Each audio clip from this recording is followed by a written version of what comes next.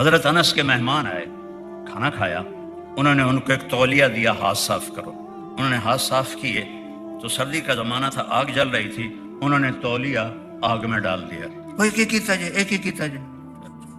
تھوڑے دیر بعد چمٹے سے باہر نکالا تو ایک دھاگا نہیں جلا ہوا تھا اور میل ساری دور ہو گئی تھی۔ انہوں نے پوچھا حضرت یہ کیا ماجرا ہے؟ کہ میرے گھر اللہ کے نبی آئے تھے، میں نے کھانا کھلایا تھا، اس تولیے سے انہوں نے ہاتھ صاف کیے تھے، میں نے وہ اسی طرح رکھ لیا ہے، میں اسے دھونے کے لیے آگ میں ڈالتا ہوں، آگ اسے نہیں چھوتی۔ تو جو نبی کی زندگی کو پورے وجود میں ڈالے گا، آگ اسے کیسے پکڑ سکتی ہے؟ قبر اسے کیسے پکڑ سکتی ہے؟ منکر نکیر اسے کیسے ڈانٹ سکتے ہیں؟ جہنم کیسے اس کے قریب آ سکتی ہے؟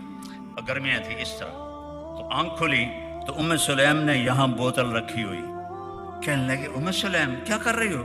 یا رسول اللہ آپ کا پسینہ گر رہا تھا، میں وہ اکٹھا کر رہی ہوں کہ اس میں خوشبو ہوتی ہے۔ کتنے ایمان والے مرد عورت ہوں گے جب وہ پل صراط سے گزریں گے تو دوزخ کہے گی جز فقد اطفأ نورک لہبی، او بھائی او مائی جلدی گزر جا، تیرے نور نے مجھے ٹھنڈا کر دیا۔ ایسی موت مرو، ایسی زندگی گزار کے جاؤ۔ تو فیملی بیٹھی ہے، میرے نبی نے 11 شادیاں کی، اللہ کی قسم یہ شوق کی نہیں تھی۔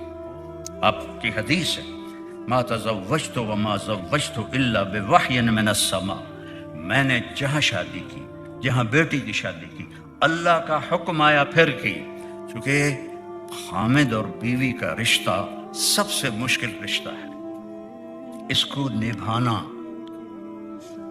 اور اس کو سنبھالنا، اس پر سینکڑوں آیات آئی ہیں۔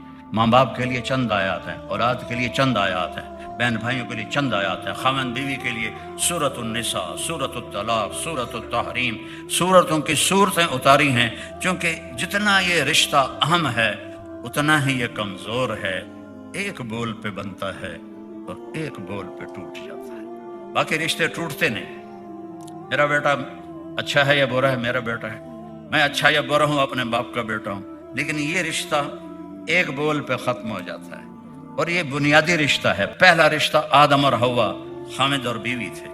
آخری رشتہ جب بچوں کی شادیاں ہو جاتی ہیں، بچیوں کی شادیاں ہو جاتی ہیں اور تم بڈھا بڈھی اکیلے بیٹھے ہوتے ہو۔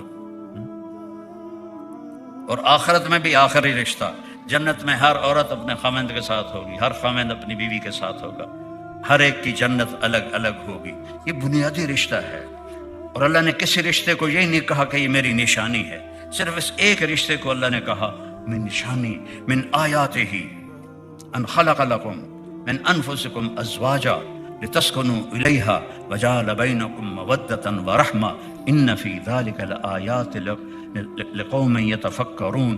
میرے بندے بندیوں، میری بہت بڑی نشانی ہے کہ میں نے خامند اور بیوی کا رشتہ بنایا اور اس میں سکون رکھا، ماں کے، باپ کے، بیٹے کے، بھائی کے، بہن کے بارے میں محبت بتائی، سکون صرف اس رشتے میں رکھا۔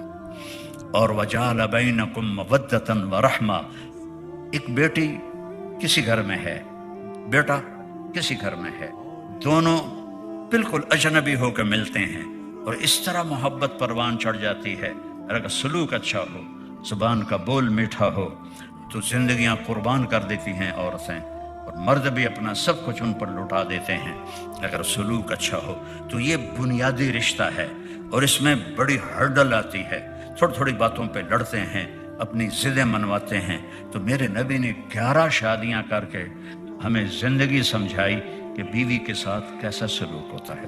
دیکھو نا، 25 برس کی عمر میں آپ نے ایک 40 سال کی عورت سے شادی کی، جو ایک منگنی ٹوٹی، ابو حالہ سے شادی ہوئی بیوہ ہوئی، ابن عابس سے شادی ہوئی بیوہ ہوئی، دونوں سے اولاد ہوئی، اور ان کا رشتہ میرے نبی کے پاس، وہ خود انہوں نے اپنا پیغام بھیجا کہ میں آپ سے شادی کرنا چاہتی ہوں۔ آپ نے کہا میں تو بالکل غریب ہوں اور خدیجہ تو بہت امیر ہے۔ اب آپ تھوڑا سا یہاں کا ماحول دیکھو، آپ کے بیٹی کی عمر ہے 25 سال، آپ کہتے ہو بیٹا میں نے ایک رشتہ ڈھونڈا ہے، وہ 2 دفعہ بیوہ ہوئی ہے، عمر اس کی 40 سال ہے، تو تیری شادی کرنی ہے۔ اگلی صبح وہ کراچی پہنچا ہوگا یا گجرات پہنچا ہوگا،